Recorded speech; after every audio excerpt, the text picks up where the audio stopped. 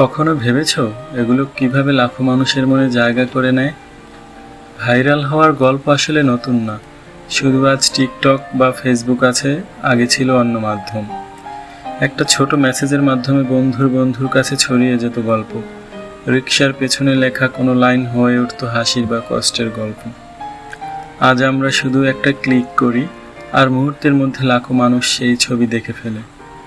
মিমি, status, reel এগুলো আমাদের মন ছুঁয়ে যায়, কারণ এগুলোর পেছনে থাকে কিছু অদেখা অনুভূতি। পেছনে থাকে সেই চিরচেনা গল্প বলার অভ্যাস, যেটা যুগ যুগ ধরে আমাদের রক্তে বইছে। ভাইরাল জিনিসগুলো শুধু সময়ের খেলা না, এগুলো আমাদের গল্প বলার ইচ্ছের আধুনিক রূপ। পেছনে তাকালে বোঝা যায় আজকে ভাইরাল আসলে গতকালের স্মৃতি। পেছনের গল্প জানতে থাকো, সঙ্গে থাকো বিহাইন্ড দ্য প্রেজেন্টের।